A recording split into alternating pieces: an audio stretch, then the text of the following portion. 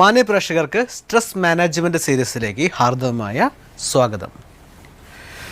കഴിഞ്ഞ എപ്പിസോഡുകളിൽ സ്ട്രെസ് എന്താണ്, സ്ട്രെസ്സ് നമ്മുടെ ശരീരത്തിൽ എന്തെല്ലാം മാറ്റങ്ങളാണ് ഉണ്ടാക്കുന്നത് എന്നതിനെക്കുറിച്ചെല്ലാം നമ്മൾ കണ്ടു. മാനസിക സമ്മർദ്ദം എന്നാണ് സ്ട്രെസ്സിൻ്റെ മലയാള അർത്ഥം. മാനസികമായി ഉണ്ടാകുന്ന ഇത്തരം സ്ട്രെസ്സുകൾ ഒരുപാട് സ്വഭാവ വൈകല്യങ്ങൾക്ക് കാരണമായേക്കാം. മെൻ്റൽ സയൻസ് ഓഫ് സ്ട്രെസ് എന്തെല്ലാമാണ് എന്നാണ് നമ്മൾ ഈ എപ്പിസോഡ് ചർച്ച ചെയ്യുന്നത്. ഈ ചർച്ചയിൽ നമ്മെ വഴികാട്ടാനായി എന്നത്തെയും പോലെ ബ്രഹ്മകുമാരീസ് ഈശ്വരീയ വിശ്വവിദ്യാലയം കോഴിക്കോട് സഹസഞ്ചാലികയായിരിക്കുന്ന രാജയോഗിനി ബ്രഹ്മകുമാരി ഷീബ സിസ്റ്റർ നമ്മോടൊപ്പമുണ്ട്. സിസ്റ്റർ, നമുക്ക് ഈ പ്രോഗ്രാമിലേക്ക് സ്നേഹപൂർവ്വം സ്വാഗതം ചെയ്യാം. സ്വാഗതം സിസ്റ്റർ. ഓം ശാന്തി. ഓം ശാന്തി. സിസ്റ്റർ, നമ്മൾ കഴിഞ്ഞ എപ്പിസോഡുകളിൽ ചർച്ച ചെയ്തു സ്ട്രെസ് എന്താണ്, സ്ട്രെസ്സ് നമ്മുടെ ശരീരത്തിൽ എന്തെല്ലാം മാറ്റങ്ങളാണ് ഉണ്ടാക്കുന്നത് എന്നൊക്കെ നമ്മൾ ചർച്ച ചെയ്തു. ഈ എപ്പിസോഡിൽ നമ്മൾ നേരെ പോകുന്നത് മാനസിക സമ്മർദ്ദം എന്നാണ് സ്ട്രെസ്സിൻ്റെ മലയാളം. അപ്പോൾ തീർച്ചയായും മാനസികമായിട്ട് ഒരുപാട് മാറ്റങ്ങൾ ഉണ്ടായേക്കാം. അപ്പോൾ അത്തരത്തിൽ നമുക്ക് മാനസികമായി ഉണ്ടാകുന്ന മാറ്റങ്ങൾ, സ്വഭാവ വൈകല്യങ്ങൾ എന്തൊക്കെയാണ്? ഒരു മനുഷ്യന് തീർച്ചയായും എന്തെങ്കിലും സ്വഭാവ വൈകല്യങ്ങൾ തീർച്ചയായും ഉണ്ടായേക്കാം. അതെന്തെല്ലാമാണ് എന്നാണ് നമ്മൾ ഈ എപ്പിസോഡ് അറിയാൻ ആഗ്രഹിക്കുന്നത്.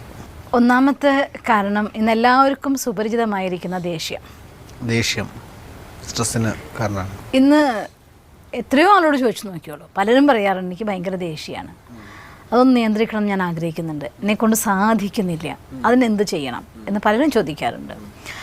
എപ്പോഴാണ് നമുക്ക് ദേഷ്യം വരാമെന്നറിയോ?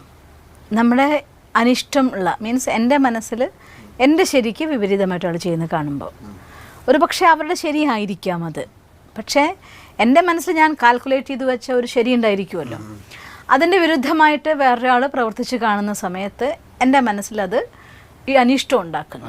ആ അനിഷ്ടം സ്വാഭാവികമായിട്ടും ക്രോധത്തിൻ്റെ രൂപത്തിൽ അതങ്ങ് പുറത്തേക്ക് വരും. അതല്ലാന്നുണ്ടെങ്കിൽ ഞാൻ എന്തെങ്കിലും ഒക്കെ എൻ്റെ ഉള്ളിൽ നിന്ന് മറ്റൊരാൾ എന്നെ അറിയരുത് എന്ന് മറച്ചു വെച്ചതായിരിക്കുന്ന കുറച്ച് കാര്യങ്ങൾ ആരെങ്കിലും പൊളിക്കാൻ പോകണമെന്ന് തോന്നിയാലും മനുഷ്യന്മാർക്ക് ദേഷ്യം വരും. ഈ സമയത്തൊക്കെ അനുഭവിക്കുന്ന നമ്മുടെ മാനസിക അവസ്ഥ ആലോചിച്ച് നോക്കിയാൽ സ്ട്രെസ്സാണ്. അപ്പോൾ സ്ട്രെസ് എന്ന് വെച്ചാൽ അർത്ഥം ഒരാൾ ദേഷ്യം വരുന്നു എന്ന് വെച്ചാൽ അർത്ഥം അവരുടെ ഉള്ളിൽ എന്തോ ഒരു കാര്യമായിട്ട് ഒന്നുകിൽ അടിച്ചമർത്തപ്പെടുന്നുണ്ട്, അതല്ലെങ്കിൽ അവർക്ക് അനിഷ്ടമായിട്ടുള്ള നടക്കുന്നുണ്ട്. സ്വാഭാവികമാണ്, നമ്മുടെ വീട്ടിൽ രണ്ട് പേര് തമ്മിൽ പറയുമ്പോൾ അനാവശ്യമായിട്ട് ഇങ്ങനെ എന്ത് പറഞ്ഞു ചെറിക്കടിച്ച് മറുപടി പറയുക, അതല്ലെങ്കിൽ ടഫായിട്ട് ആൻസർ പറയുക ചെയ്യുമ്പോൾ എന്താ പറ്റിയ, എന്താ പ്രശ്നം ചോദിക്കാറില്ലേ? അപ്പോൾ അതിന് നമ്മുടെ ഉള്ളിനുള്ളിൽ നമ്മൾ അറിയുന്നുണ്ട് ഇവർക്ക് ദേഷ്യം വരുന്നുവെങ്കിൽ ഇവരെന്തോ ഒരു സ്ട്രെസ്സിലാണ്, അതെന്താ പ്രശ്നം എന്ന് നമ്മൾ ചോദിക്കുന്നു. അപ്പോൾ ഒരു പ്രശ്നം ഉണ്ടാകുമ്പോൾ ആ പ്രശ്നം എനിക്കൊന്നുകിൽ തുറന്ന് പറയാൻ പറ്റണം, പറഞ്ഞ് ആ ഒരു പ്രശ്നത്തിനൊരു സൊല്യൂഷൻ കണ്ടെത്താൻ സാധിക്കണം. അതല്ല എങ്കിൽ ഉള്ളിലത് ഒളിപ്പിച്ചു വെച്ചാൽ അത് തീർച്ചയായിട്ടും അവിടെ ഒരു സംഘർഷം ഉണ്ടാക്കുകയും ആ ഉള്ളിലുള്ളതായിട്ടുള്ള സംഘർഷം പുറത്തേക്ക് ക്രോധമായിട്ട് പ്രവഹിക്കുകയും ചെയ്യും. ചിലയിടത്ത് നമുക്ക് ഫ്രീഡം ഉണ്ടാവും നമ്മുടെ ദേഷ്യം കാണിക്കാനായിട്ട്, അവിടെ നമ്മൾ ദേഷ്യം കാണിച്ചു പോകും. ചില സന്ദർഭങ്ങളിൽ നമുക്ക് ദേഷ്യം കാണിക്കാൻ പറ്റില്ല. കാണിക്കാൻ പറ്റാതെ വരുമ്പോൾ എനിക്ക് ഒറ്റപ്പെടാൻ ആഗ്രഹം, എനിക്ക് സംസാരിക്കാൻ ഇഷ്ടമില്ല, ഞാൻ മിണ്ടാതെ പോയിരിക്കട്ടെ എന്നുവെച്ചർത്ഥം എല്ലാവരും ഒഴിവാക്കി ഒറ്റപ്പെട്ടിരിക്കാനുള്ളതായിട്ട് പ്രവണത കാണിക്കുക. ഇതും ഒരു സ്വഭാവ വൈകല്യം തന്നെയാണല്ലോ. കൂട്ടത്തിൽ കൂടാതിരിക്കുക, മിക്സ് ചെയ്യാതിരിക്കുക, വേറിട്ട് നിൽക്കുക, ഒറ്റയ്ക്ക് ചിന്തിച്ചിരിക്കുക, ഇതൊക്കെ ഒരു ഡിപ്രഷൻ്റെ ആരംഭ ഭാഗമായിട്ട് പല ഡോക്ടർമാരും ഇതിനെ കാണാറുണ്ട്, മാനസിക രോഗത്തിൻ്റെ ഒരു അവസ്ഥയായിട്ട്. അങ്ങനെ ഒരു സന്ദർഭത്തിൽ കുറച്ചധികം കാലം പോണ്ടി വന്നാൽ അധികം വൈകാതെ ഒരു ആബ്സെൻറ്റ് മൈൻഡഡ്നെസ് ഉണ്ടാവാൻ തുടങ്ങും. സാധനം എവിടെയാണ് വെച്ചെന്നുള്ള കാര്യം ഓർമ്മയുണ്ടാവില്ല, എന്താ പറഞ്ഞതെന്ന് ഓർമ്മയുണ്ടാവില്ല, എന്താ ചെയ്തതെന്ന് ഓർമ്മയുണ്ടാവില്ല.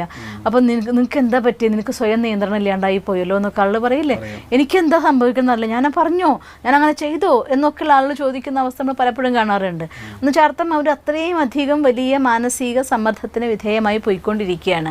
അപ്പം അതുകൊണ്ട് ഒരു നിറച്ചു വെച്ച പാത്രത്തിനുള്ളിൽ നിന്ന് വേറൊരു സാധനം അതിനുള്ളിൽ എടുത്തു വെക്കാൻ പറ്റാതിരിക്കുന്ന പോലെ മനസ്സിൽ സംഘർഷത്തിൻ്റെ സങ്കല്പങ്ങൾ കൊണ്ട് വീർപ്പ് മുട്ടുന്ന സമയത്ത് അതിനുള്ളിൽ വേറൊരു കാര്യത്തിന് വെക്കാനുള്ള സ്പേസ് ഇല്ലാണ്ടാവുകയാണ്. അപ്പം അതുകൊണ്ട് ഞാൻ ഈ സ്ഥലം എടുത്തു വെച്ചു എന്നുള്ള കാര്യം നമുക്കറിയാം.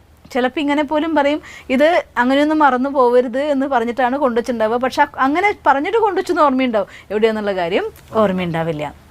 അങ്ങനെയുള്ള ആബ്സെൻറ്റ് മൈൻഡ്നെസ് ഒക്കെ വരുന്നതിൻ്റെ ഒരു പ്രധാന കാരണക്കാർ അതാണ്. പിന്നെ ചിലർക്ക് അതൊരു ആങ്സൈറ്റി ആയിട്ട്, ചിലർക്ക് ആങ്സൈറ്റി രോഗമായിട്ട് മാറുന്നുണ്ടല്ലോ. ആകാംക്ഷ, എന്ത് പറഞ്ഞാലും അയ്യോ അത് അങ്ങനെയാവുമോ, അയ്യോ അത് ഇങ്ങനെയാവുമോ. ഇപ്പോൾ ഒരു കുട്ടി സ്കൂളിൽ പോയി കഴിഞ്ഞാൽ, കുട്ടി സ്കൂളിൽ പോയാൽ വരും വരെ പല അമ്മമാരും എന്നോട് ഷെയർ ചെയ്യാറുണ്ട്, മോളും അല്ലെങ്കിൽ മോനും സ്കൂളിൽ പോയി കഴിഞ്ഞാൽ വരും വരയ്ക്ക് സമാധാനമേ ഉണ്ടാവില്ല, എൻ്റെ ഹസ്ബൻഡ് ജോലിക്ക് പോയി കഴിഞ്ഞാൽ വരും വരെ സമാധാനമേ ഉണ്ടാവില്ല. നോർമലാണ് ഹസ്ബൻഡ് ജോലിക്ക് പോവുക, കുട്ടികൾ സ്കൂളിൽ പോവുക, സമയമാകുമ്പോൾ തിരിച്ചു വരിക. ഇത് ഈ ലോകത്ത് എല്ലാ വീട്ടിലും നടക്കുന്ന കാര്യം, അവരുടെ വീട്ടിൽ മാത്രം നടക്കുന്നതല്ല. പക്ഷേ അവരുടെ മനസ്സിൻ്റെ ഉള്ളിലായിരിക്കുന്ന ഉദ്വേഗാവസ്ഥ കാരണം കൊണ്ട് അവർക്ക് ഓരോ കാര്യത്തിലും ഉണ്ടാകുന്ന നെഗറ്റീവായിട്ടുള്ള വിഷ്വൽസേ ഉണ്ടാവുള്ളൂ. കുട്ടി ഓഫീസിലെത്തിയിട്ട് ഞാൻ ഓഫീസിലെത്തി എന്ന് വീട്ടിലേക്ക് ഫോൺ വിളിച്ച് പറഞ്ഞില്ലേ ചില ഭാര്യമാർക്ക് ഭയങ്കര ടെൻഷൻ. കാരണം ഇന്ന് റോഡ് അങ്ങനെയാണ്. അപ്പോൾ അവർ കാണുന്നത് എന്താണ്, ഭർത്താവ് പോകുന്ന വഴിയിലുണ്ടാകുന്ന അപകടങ്ങളെക്കുറിച്ച്, അല്ലെങ്കിൽ മക്കൾ പോകുമ്പോൾ ഉണ്ടാകുന്ന അപകടങ്ങളെക്കുറിച്ച്. ആരാണോ പോയത്, വീട്ടിലിരിക്കുന്ന ആൾ, അവരുടെ കമ്മ്യൂണിക്കേഷൻ കിട്ടാത്ത ആൾ, അവർ പോകുന്ന വഴിയുള്ളതായിരിക്കുന്ന അപകടങ്ങളെക്കുറിച്ചും പ്രശ്നങ്ങളെക്കുറിച്ചും ചിന്തിക്കുകയാണ്. എന്നുവെച്ചാർത്ഥം അവരുടെ മനസ്സിൻ്റെ ഉള്ളിൽ ആകാംക്ഷ ഒരു രോഗമായിട്ട് പരിണമിക്കുകയാണ് ചെയ്യുന്നത്. ഇങ്ങനെ ആങ്സൈറ്റിയും പലപ്പോഴും ഉണ്ടാവാറുണ്ട്. ചിലർക്ക് നേരെ ഓപ്പോസിറ്റായിട്ട് ഗിൽറ്റി കോൺഷ്യസും ഉണ്ടാവാറുണ്ട്. നമ്മുടെ കയ്യിൽ നിന്നൊരു തെറ്റ് സംഭവിച്ചാൽ സോറി പറയുക എന്നുള്ളത് അത്യാവശ്യമാണ്. അതൊരു അനിവാര്യമായിട്ടുള്ള മാനേഴ്സാണെന്ന് ഞാൻ പറയും.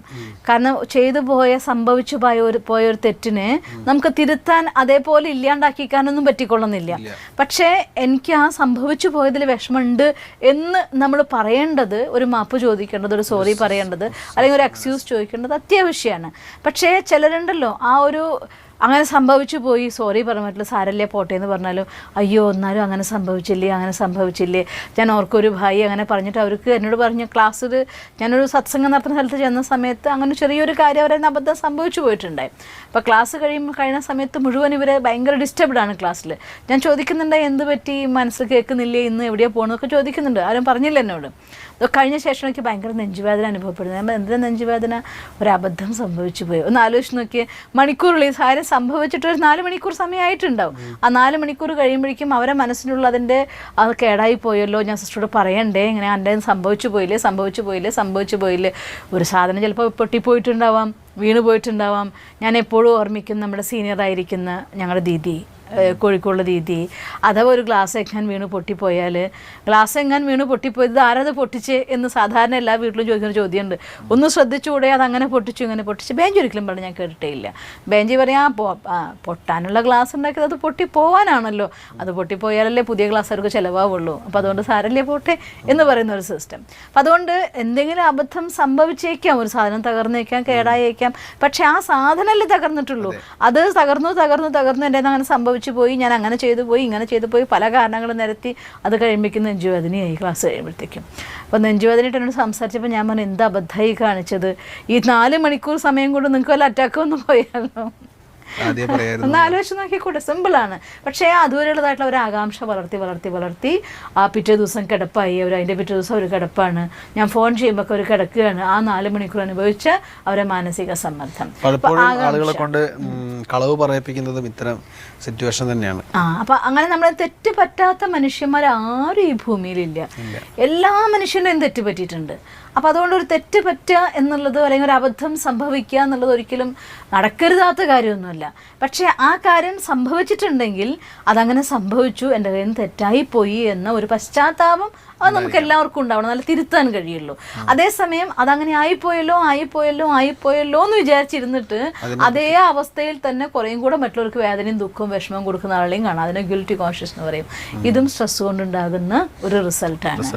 ഇങ്ങനെ പല രീതിയിൽ. പിന്നെ ആളുകളുടെ ഡ്രൈവിങ്, ഇന്ന് നമ്മൾ റാഷ് ഡ്രൈവിങ് കാണുന്നില്ലേ, അതിന് ഞാനൊരു വലിയ കാരണക്കാരനായിട്ട് കാണുന്നത് പലപ്പോഴും മൊബൈലാണ്. പണ്ട് ഒരു വീട്ടിൽ നിന്ന് പോയാൽ അടുത്ത സ്ഥലത്ത് എത്തുമ്പോഴാണ് ഒരു മെസ്സേജ് അറിയുള്ളൂ. അപ്പോൾ അഥവാ ഇൻ ബിറ്റ്വീൻ ഡ്രൈവിങ്ങിൽ അവർ പോകുന്ന വഴിക്ക് ഇവിടെ എന്തെങ്കിലും സംഭവിച്ചാലും ആരൊന്നും പറയാനില്ലേ. ഇപ്പം അങ്ങനെയല്ല, അവർ ചിലപ്പോൾ നല്ല ബിസി ഡ്രൈവിങ്ങിൽ പോയിക്കൊണ്ടിരിക്കുക, ഹൈ സ്പീഡിലായിരിക്കും, അർജൻറ്റായിട്ട് പോകുമായിരിക്കും. എവിടെയെങ്കിലും കിട്ടിയതായിട്ടുള്ള മെസ്സേജ് ഉണ്ടെങ്കിൽ ഉടനടി ഫോണിൽ കൂടെ കമ്മ്യൂണിക്കേഷൻ. ഈ ഫോൺ ഉപയോഗിച്ചവർക്ക് പിഴ അടയ്ക്കണം എന്നൊക്കെ നിയമം ഗവൺമെൻറ് ഉണ്ടാക്കിയിട്ടുണ്ട്. പക്ഷേ ഈ ഫോൺ ബ്ലൂടൂത്ത് സ്പീക്കർ വെച്ചിട്ട് അവർ ഫോണിൽ സംസാരിച്ച് പോകുമ്പോൾ അടുത്തുള്ള ആളോടാണോ സംസാരിക്കുന്നത് അതോ ഫോണിലാണ് സംസാരിക്കുന്ന കാര്യം പോലീസിന് മനസ്സിലാവില്ലല്ലോ. അതുപോലെ ഈ കാറുകളിൽ തന്നെ ഇപ്പോൾ സിസ്റ്റം ഉണ്ടല്ലോ. അപ്പം അത്തരത്തിൽ സംസാരിക്കുമ്പോൾ എൻ്റെ മനസ്സിൻ്റെ ഉള്ളിലേക്ക് അഥവാ ഞാൻ ഒരിക്കലും നടക്കരുത് എന്ന് വിചാരിക്കുന്ന കാര്യം അല്ലെങ്കിൽ എനിക്ക് നഷ്ടപ്പെട്ട നഷ്ടത്തെക്കുറിച്ചൊക്കെ കേൾക്കുമ്പോൾ സ്വാഭാവികമായിട്ടും മനസ്സിൻ്റെ കൺട്രോൾ അവർക്ക് ഇല്ലാതായി പോകും. മനസ്സിൻ്റെ കൺട്രോൾ ഇല്ലാണ്ടായി എന്ന് ചിലർത്ഥം ഡ്രൈവിങ്ങിൻ്റെ കൺട്രോൾ ഇല്ലാതാവും. പലപ്പോഴും ആക്സിഡൻസ് കാരണമായിട്ട് മാറുന്നുണ്ട് ഇത്തരം മൊബൈലിൽ. ഞാൻ ഓർമ്മിക്കും, ഒരു കുട്ടി അവളുടെ അച്ഛൻ മരിച്ചതായിട്ടുള്ള അവസ്ഥ എൻ്റെ അടുത്ത് ഷെയർ ചെയ്യുന്ന സമയത്ത് ഒരു ടേണിംഗ് ആണ്. ആ ടേണിങ്ങിൽ ഇവിടെ ചായ ഉണ്ടാക്കിയിട്ട് ചായയും കടിയൊക്കെ ആക്കി വെച്ചിട്ട് അച്ഛനെ വിളിച്ചതാണ്. എവിടെ എത്തി അച്ഛാ വരല്ലേ എന്ന് വെച്ച് വിളിച്ചതാണ്. അപ്പോൾ ഒരു വണ്ടീനെ ഓവർടേക്ക് ചെയ്യായിരുന്നു അച്ഛൻ. മോളുടെ ഫോൺ ആയതുകൊണ്ട് അച്ഛൻ ഫോൺ എടുത്ത് ഞാൻ ദാ വന്നു എന്ന് പറയുന്നു. ദാ വന്നു എന്ന് പറഞ്ഞ് ആ ഫോൺ എടുത്ത് നോക്കി വെക്കുന്ന ആ ഒരു സെക്കൻഡിൻ്റെ ഉള്ളിൽ ഓവർടേക്ക് ചെയ്ത് പോയി നേരെ അടുത്ത കാറിൻ്റെ അടിയിലേക്കാണ്. അടുത്ത സെക്കൻഡിൽ ഫോൺ കട്ട് ചെയ്തു. പക്ഷേ അടുത്ത സെക്കൻഡിൽ മോൾക്ക് ഫോൺ ചെയ്യുന്നത് ചായ കുടിക്കാൻ അച്ഛൻ വിത്തൗട്ട് ബോഡിയാണ്. എന്നാലോചിച്ച് നോക്കിയേ.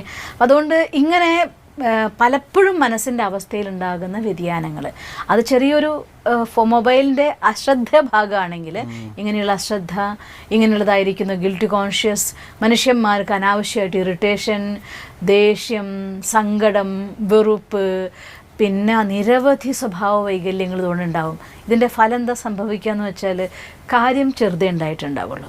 പക്ഷേ ആ കാര്യത്തിനോട് നമുക്ക് അഥവാ നമ്മൾ മാനസിക സമ്മർദ്ദത്തിന് എന്തെങ്കിലും കാരണങ്ങൾ കൊണ്ട് ഡിസ്റ്റർബ്ഡ് മൈൻഡ് ആണ് എങ്കിൽ, മാനസിക സമ്മർദ്ദത്തിനെ കുറച്ചും കൂടെ സിംപ്ലസ്റ്റ് വേയിൽ പറഞ്ഞു നോക്കിയേ, എൻ്റെ മനസ്സ് ഡിസ്റ്റർബ്ഡ് ആയിരിക്കുന്ന നിമിഷം. അപ്പം എൻ്റെ മനസ്സ് ഡിസ്റ്റർബ്ഡ് ആണ് എങ്കിൽ കാര്യത്തിന് വലുപ്പുണ്ടോ ഇല്ലേ എന്നുള്ളതല്ല, നമ്മുടെ അതിനുള്ളതായിട്ടുള്ള റിയാക്ഷൻ, റെസ്പോൺസ് ആയിരിക്കില്ല, റിയാക്ഷൻ ആയിരിക്കും ഉണ്ടായിരിക്കുക. ആ ഒരു പ്രതികരണം കൊണ്ട് കേൾക്കുന്നവരുടെ മനസ്സ് വല്ലാണ്ട് വിഷമിച്ചു പോകും. ഇനി അങ്ങനെ വിഷമിച്ചു പോയ മനസ്സിനെ തിരിച്ച് വീണ്ടും ആ വിഷമം ഇല്ലാണ്ടാക്കാൻ നിങ്ങളെ കൊണ്ട് സാധിക്കുമോ? സോറി പറയാൻ പറ്റും, ഇങ്ങനെ ആയിപ്പോയി എന്ന് പറയാൻ പറ്റും, ഞാൻ ആ സമയത്ത് കുറച്ച് ഡിസ്റ്റർബ്ഡ് ആയിരുന്നു അതുകൊണ്ടാണ് എനിക്ക് പറഞ്ഞു പോയതെന്ന് പറയാൻ പറ്റും.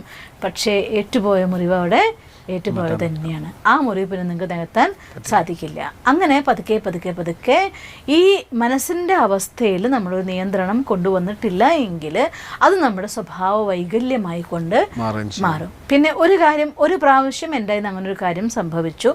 എൻ്റെ കയ്യിൽ നിന്ന് അങ്ങനെ അനാവശ്യമായിട്ടുള്ള ഇറിറ്റേഷനോ ദേഷ്യമോ ഗിൽറ്റി കോൺഷ്യസോ അതോ എല്ലാവരും ഒഴിവാക്കി ഇവാഷൻ എന്ന് പറയുക ഒറ്റയ്ക്ക് പോയിരിക്കാനുള്ളതായിട്ടുള്ള പ്രവണതകളോ ഇത്തരത്തിലുള്ള ഏതെങ്കിലും ഒരു സിംറ്റം നമുക്ക് ഉണ്ടാവുന്ന സമയത്ത് ഇതെന്തിനു വേണ്ടിയാണ് നമ്മളിതൊന്ന് റെഫർ ചെയ്യണമെന്ന് വെച്ചാൽ, നമ്മുടെ സാധാരണ ജീവിതം എടുത്ത് നോക്കിയാൽ ഇത്തരം സാഹചര്യങ്ങൾ ഒരുപാടുണ്ട്, നിരവധിയാണ് വരുന്നത്.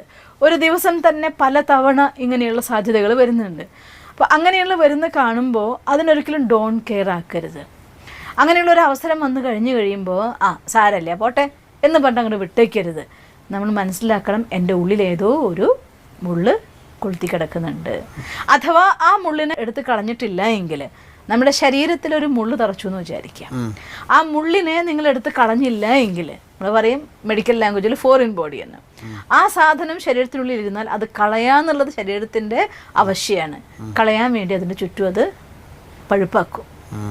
പഴുക്കും മുള്ളു തച്ചിരുന്നാൽ പിന്നെ ആ പഴുത്ത ഭാഗത്തിന് ചിലപ്പോൾ മുറിച്ച് കളയേണ്ടി വരും. അല്ലെങ്കിൽ അതിനെ തുറന്നെടുത്ത് ആ പഴുപ്പും ആ സാധനവും കൂടി എടുത്ത് കളയണം.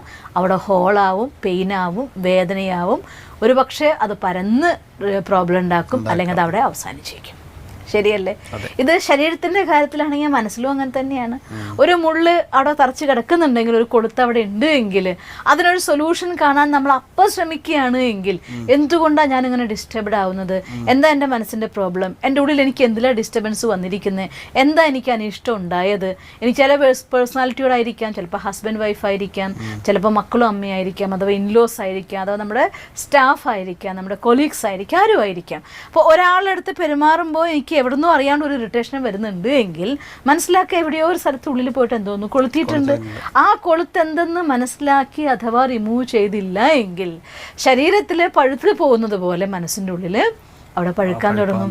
എന്ന് വെച്ചാൽ അർത്ഥം അകാരണമായിക്കൊണ്ട് അവരും നമ്മളും തമ്മിലുള്ള ബന്ധങ്ങൾ തകർന്ന് പോയിക്കൊണ്ടേയിരിക്കും. ഒരു ഘട്ടം കഴിഞ്ഞ ശേഷം അയ്യോ ഇങ്ങനെയൊക്കെ സംഭവിച്ചു പോയും തിരിച്ചു വരാൻ നോക്കിയാൽ നമുക്ക് അതിനൊരിക്കലും ഹീൽ ചെയ്ത് കൊണ്ടുവരാനായിട്ട് സാധ്യമല്ല. ഇത് ഒരു വശമാണെങ്കിൽ, മറുഭാഗത്ത് ഞാൻ എന്നെ കൺട്രോൾ ചെയ്യാതെ ഒരു പ്രാവശ്യം നമ്മളുള്ള നിന്ന് ഒരു എനർജി പുറത്തേക്ക് വരുമ്പോൾ, അത് ദേഷ്യമാവട്ടെ, സന്തോഷമാവട്ടെ, whatever it may be, ഒരു പ്രാവശ്യം നമ്മൾ കഴിഞ്ഞ ദിവസം പറഞ്ഞില്ലേ, ഒരു തോട്ട് എൻ്റെ ഉള്ളിൽ ക്രിയേറ്റ് ചെയ്യപ്പെടുമ്പോൾ അതിനനുബന്ധമായിരിക്കുന്നതായിട്ടുള്ള എനർജി, ഇപ്പോൾ നമ്മൾ ഉദാഹരണം പറഞ്ഞ ഉറക്കത്തിൽ ഞാനൊരു ദുസ്വപ്നം കണ്ട് ഞെട്ടി എണീക്കുകയാണ്. ആ ഞെട്ടി എണീക്കുന്ന സമയത്ത് സ്വപ്നത്തിലാണ് സംഭവിച്ചത്, ആക്ച്വലി അവിടെ ഒന്നും സംഭവിച്ചിട്ടില്ല. പക്ഷേ ആ സ്വപ്നത്തിൽ സംഭവിച്ച് ഞെട്ടി എഴുന്നേൽക്കുന്ന മൊമെന്റിലും നിങ്ങൾ വിറയ്ക്കാറില്ലേ? തീർച്ചയായും അത് നമുക്ക് ഫീൽ ചെയ്യും. എനിക്കും എൻ്റെ കയ്യും കാലൊക്കെ വിറച്ചിട്ട് പോയി, തളർന്നിട്ട് പോയി, ഞാൻ അങ്ങനെ കണ്ടു എന്ന് പറയുന്നത്. ഫിസിക്കലി ഒന്നും നടന്നിട്ടില്ല, മനസ്സിനുള്ളൊരു കാര്യം കണ്ടത് മാത്രമാണ് നിങ്ങൾ. അത് അടുത്ത സെക്കൻഡിൽ മുഴുവൻ ശരീരത്തിലേക്ക് അതിൻ്റെ കമ്മ്യൂണിക്കേഷൻ നടന്നിരിക്കുന്നു. കാര്യം അത് ശരിക്കും ഉണ്ടായോ ഇല്ലേ എന്നുള്ള കാര്യം രണ്ടാമത്തെ ഫാക്ടറാണ്. നിങ്ങളുടെ ബോഡിക്ക് അതുകൊണ്ട് സ്പ്രെഡ് ചെയ്യപ്പെട്ടു പോയിട്ടുള്ള എനർജി എന്താണ്? നെഗറ്റീവ് എനർജിയാണ്. അപ്പോൾ നമ്മൾ ശരീരത്തിന് അത് വിറയലായിട്ട് അനുഭവപ്പെടും. വീട്ടിൽ അവർ കരഞ്ഞിട്ടോ ബഹളം വെട്ടോ ചാടി എഴുന്നിട്ട് വന്നു ഓടി വരുന്നവർ എന്താ ഉണ്ടായേ ഏതാനും ഒരു 5-10 മിനിറ്റ് കഴിഞ്ഞ് നമ്മൾ നോക്കിക്കഴിഞ്ഞാൽ ആ വീടിൻ്റെ ഉള്ളിൽ മുഴുവൻ ഒരു ഭയത്തിൻ്റെ അന്തരീക്ഷം വന്നു കഴിഞ്ഞു. ഇത് ഒരു സ്വപ്നം കണ്ടു, അങ്ങനെ ഒരു പ്രത്യക്ഷമായിട്ടുള്ള പ്രകടമായൊരു ഭാവം ഉണ്ടാവുമ്പോൾ ഇങ്ങനെയൊക്കെ ഉണ്ടാവുന്ന കാര്യം നമ്മൾ മനസ്സിലാക്കുന്നുണ്ട്. ഇത് ആ ഒരു സമയത്ത് മാത്രമല്ല, എല്ലാ സമയത്തും ഈ കാര്യം നടക്കുന്നുണ്ട് എന്നുള്ളതാണ് സത്യം. വേറൊരു എക്സാമ്പിൾ എനിക്ക് ഇപ്പോൾ തോന്നിയ കാര്യം, നമ്മള് ദുഃഖം വരുമ്പോൾ നമ്മളെ കണ്ണിന്ന് വെള്ളം വരുന്നത് ഓട്ടോമാറ്റിക്കലി അത് ഒരു ബന്ധം ഉണ്ട് എന്നുള്ളത് തെളിവാണ്, പ്രൂഫാണ് ശരിക്കും. അപ്പോൾ ഇത്തരത്തിൽ ഏതൊരു കാര്യം, ഏതൊരു തോട്ട് എൻ്റെ ഉള്ളിലേക്ക് വരുമ്പോഴും, ഇപ്പോൾ എനിക്കൊരാളെ കാണുമ്പോൾ എനിക്ക് അവരെ ഒരു കാര്യം എനിക്ക് ഇഷ്ടപ്പെട്ടില്ല, എനിക്ക് ഇറിറ്റേഷൻ വന്നു, ഞാൻ അവരുടെ ഇറിറ്റേഷൻ പ്രകടിപ്പിച്ച ശേഷം പോയി രണ്ടാമത്തെ പ്രാവശ്യം അവരെ കാണുമ്പോഴും അവരായിട്ട് ശരിയാവില്ല, ഞാൻ അങ്ങ് മാറിപ്പോകാൻ നോക്കുകയാണ്. സ്വാഭാവികമായിട്ട് വീണ്ടും ഒരു ഇറിറ്റേറ്റീവ് തോട്ട് എൻ്റെ ഉള്ളിൽ ക്രിയേറ്റ് ചെയ്യപ്പെടുക. ഓരോ പ്രാവശ്യം ഇറിറ്റേഷൻ തോട്ട്സ് എൻ്റെ ഉള്ളിൽ ക്രിയേറ്റ് ചെയ്യപ്പെടുമ്പോഴും തോട്ട്സ് ഉണ്ടാവുന്നത് ഇവിടെയാണ്. പക്ഷേ അത് ഫുള്ളായിട്ട് നമ്മുടെ ശരീരത്തിൽ മുഴുവൻ കോശങ്ങളിലേക്ക് ആ എനർജീനെ, ഇറിറ്റേഷൻ്റെ മെസ്സേജിനെ സ്പ്രെഡ് ചെയ്തു. എൻ്റെ ശരീരത്തിൽ അവിടെ ഒതുങ്ങി നിൽക്കാൻ പോകുന്നുണ്ടോ? അത് ഇല്ല, അത് വൈബ്രേഷൻസ് ആയിട്ട് പുറത്തേക്ക് വരുന്നു. വീണ്ടും ഇറിറ്റേറ്റീവ് ആയിട്ടുള്ള കാര്യങ്ങൾ ഉണ്ടാവാനുള്ള ചാൻസുകൾ കൂടുന്നു. അതുകൊണ്ടാണ് ഒരാളായിട്ട് നമുക്ക് എന്തെങ്കിലും ഒരു മോശമായിട്ടുള്ള ഒരു ഒപ്പീനിയൻ ഉണ്ടായി ഒരാളെക്കുറിച്ച്, അല്ലെങ്കിൽ ഒരാളുടെ അടുത്ത് നമുക്കൊരു ഇറിറ്റേഷൻ തോന്നിക്കഴിഞ്ഞാൽ അതേപോലുള്ള സാഹചര്യങ്ങൾ വീണ്ടും വീണ്ടും വീണ്ടും വരും. നമ്മൾ പറയാം, അന്ന് ഞാനത് പോട്ടെ എന്ന് വിചാരിച്ചു, അതെന്നും അങ്ങ് ആവർത്തിച്ചുകൊണ്ടിരുന്നാലോ? എന്നും ആവർത്തിക്കാൻ റീസൺ എന്തുകൊണ്ടാണ്? അന്ന് ഉണ്ടായ സമയത്ത് എൻ്റെ ഉള്ള ഒരു തോട്ട് ഉണ്ടായപ്പോൾ, ഒരു ഇറിറ്റേഷൻ ഉണ്ടായപ്പോൾ, ഒരു സ്വഭാവ വൈകല്യം വന്നപ്പോൾ ഞാൻ അന്ന് മനസ്സിലാക്കി അതിനവിടെ ഫുൾ സ്റ്റോപ്പ് ഇട്ടില്ല. അതുകൊണ്ട് ഫുൾ സ്റ്റോപ്പ് ഇട്ട് കഴിഞ്ഞാൽ ഓട്ടോമാറ്റിക്കായിട്ട് ആ ഫുൾ സ്റ്റോപ്പ് ഇട്ട മെസ്സേജും പോകുമല്ലോ. അപ്പോൾ ആ ഇറിറ്റേഷൻ പോകുന്നു, സ്വാഭാവികമായിട്ട് അതേപോലെ ഇറിറ്റേഷൻ സാഹചര്യങ്ങൾ വീണ്ടും ഇതിലേക്ക് അട്രാക്ട് ചെയ്യപ്പെടും. അത്തരം സാഹചര്യങ്ങൾ കൂടിക്കൊണ്ടിരിക്കും. അതുകൊണ്ടാണ് പലപ്പോഴും വീടുകളിലുള്ളിൽ ചെറിയ കൊച്ചു കാര്യങ്ങളിൽ നിന്നാണ് ചെറിയ പിണക്കങ്ങൾ, ചെറിയ കെയർലെസ്നെസ്, ചില ഒരു ഫോൺ കോളിൻ്റെ പേരിൽ, അല്ലെങ്കിൽ അവർ പറഞ്ഞില്ല എന്നുള്ളതിൻ്റെ പേരിൽ, ഒന്നും ശ്രദ്ധിച്ചില്ല, നോക്കിയില്ല, അപ്പം നെവർ മൈൻഡ് ആക്കി അത് പറഞ്ഞ് അവസാനിപ്പിക്കേണ്ട കാര്യങ്ങളേ ഉണ്ടാവുള്ളൂ. പക്ഷേ പറയാതെ അതങ്ങനെ അങ്ങ് സഹിച്ച് ഒരു ഘട്ടം കഴിയുമ്പോൾ രണ്ടാളും അന്യോന്യം വെറുക്കാൻ തുടങ്ങുന്നത് കാണാം നമുക്ക്. അത് ആ രണ്ടാൾ റിലേഷൻ ഏതും ആവാം, അമ്മയും മകനാവാം, മകളും മകനും ആവാം, ഹസ്ബൻഡ് വൈഫാവാം. ഇങ്ങനെ ബന്ധങ്ങൾ ഡൈവോഴ്സിന് പോകുന്ന ഹസ്ബൻഡ് വൈഫിനെ കണ്ടിട്ടുണ്ട്. അവസാനം പറഞ്ഞു വരുമ്പോൾ കാര്യം എന്താണല്ലേ? നത്തിങ്. അതുകൊണ്ടാണ് ഞാൻ ആരോ പറഞ്ഞൊരു കോട്ടിങ് ഓർമ്മിക്കും, എല്ലാ വഴക്കുകളും ശൂന്യതയിൽ നിന്ന് ആരംഭിക്കുന്നത് എന്ന്. Actual no reason. അപ്പം അതുകൊണ്ട് ഇത്തരത്തിൽ നമ്മുടെ മനസ്സ് സമ്മർദ്ദത്തിന് വിധേയമാകുമ്പോൾ നമ്മുടെ ജീവിതത്തിൽ വരുത്തി വയ്ക്കുന്നതായിരിക്കുന്ന സ്വഭാവ വൈകല്യങ്ങളും ഒരു പ്രാവശ്യം അത് സംഭവിച്ചു കഴിയുമ്പോൾ അതിനെ തിരുത്താത്തത് കൊണ്ട് അത് റിപ്പീറ്റ് ചെയ്തുണ്ടാവുന്ന കാര്യം നമ്മുടെ സംസ്കാരത്തിൽ ഉറയ്ക്കുകയും അതായിപ്പോവും നമ്മുടെ സംസ്കാരം. ഇങ്ങനെ ഒരുപാട് നഷ്ടം ഉണ്ടാക്കുന്ന ഒരു ഫാക്ടറാണ് ഈ മാനസിക സമ്മർദ്ദം കൊണ്ടുണ്ടാകുന്ന സ്വഭാവ വൈകല്യങ്ങൾ. അതുകൊണ്ട് തന്നെ അതിനെ തിരുത്താൻ വേണ്ടതായിട്ടുള്ളൊരു ശ്രദ്ധ നമ്മൾ എടുക്കേണ്ടത് അത്യാവശ്യമാണ്. തീർച്ചയായും ഇതിൽ സിസ്റ്റർ ഇപ്പോൾ പറഞ്ഞപ്പോൾ മനസ്സിലാക്കിയൊരു കാര്യം, വളരെയധികം മൈന്യൂട്ടായിരിക്കുന്ന കാര്യങ്ങൾ പോലും നമ്മുടെ മനസ്സിലുണ്ടാകുന്ന സ്ട്രെസ്സിലൂടെ നമുക്ക് നമ്മുടെ സ്വഭാവത്തിൽ ഒരുപാട് മാറ്റങ്ങൾ സൃഷ്ടിക്കുന്നുണ്ട്. അത് നമുക്ക് ഒരുപാട് ലൈഫിൽ നഷ്ടം ഉണ്ടാക്കുന്നുണ്ട്. തീർച്ചയായും ഇതൊക്കെ നമുക്ക് ഒരുപാട് എക്സ്പീരിയൻസ് ഉള്ളതുമാണ്. ഈ കാര്യങ്ങളൊക്കെ നമ്മൾ സിസ്റ്റർ ഇപ്പോൾ പറഞ്ഞപ്പോൾ തന്നെ മനസ്സിലാവുന്നുണ്ട്. കുറച്ച് ദിവസം ചില ആളുകൾ ബിസിനസ് ഫീൽഡിൽ അല്ലെങ്കിൽ ഒരു ലൈഫിലൊക്കെ കുറച്ച് ദിവസങ്ങൾ അങ്ങനെയുള്ള സാഹചര്യം കടന്നു പോകുമ്പോൾ പിന്നെ ഒരു നല്ല അവസ്ഥയിൽ എത്തുമ്പോൾ പോലും അവരുടെ റിയാക്ഷൻസ് ആ ലെവലിലുണ്ടാവുക. കാരണം അവർ ആ ലെവലിൽ എത്തിപ്പോയി കഴിഞ്ഞേ അപ്പോൾ അവർക്കത് തിരുത്താൻ പറ്റുന്നില്ല. അപ്പം നല്ലതിനെ സ്വയം നമ്മൾ നശിപ്പിക്കുകയും ചെയ്യും. അങ്ങനെ സംഭവിക്കും. ഇപ്പം ഇതിനെപ്പറ്റി ഇനിയും ഒരുപാട് കാര്യങ്ങൾ ചോദിക്കാനുണ്ട്. കാരണം പലർക്കും സംശയം വന്നിട്ടുണ്ടാവും ദേഷ്യത്തിനെ കുറിച്ച് പറഞ്ഞ സമയത്ത്, ചില സമയത്ത് അത് ആവശ്യമുണ്ടോ, അങ്ങനെ കുറേ കാര്യങ്ങൾ നമുക്ക് ചോദിക്കാനുണ്ട്. പക്ഷേ ഇന്നത്തെ നമ്മുടെ ഈ പ്രോഗ്രാമിൻ്റെ സമയം ഇവിടെ കഴിയാണ്. കൂടുതൽ നമുക്ക് ഇതിനെക്കുറിച്ച് ചർച്ച ചെയ്യണം. അടുത്ത എപ്പിസോഡിൽ നമുക്ക് അതിനെക്കുറിച്ച് നല്ല രീതിയിൽ സിസ്റ്റർ പറഞ്ഞു തരണം. ഇന്ന് നമുക്ക് തന്ന അറിവ് വളരെ അമൂല്യമാണ്. അതിന് ഒരുപാട് നന്ദി. ഓം ശാന്തി. ഓം ശാന്തി.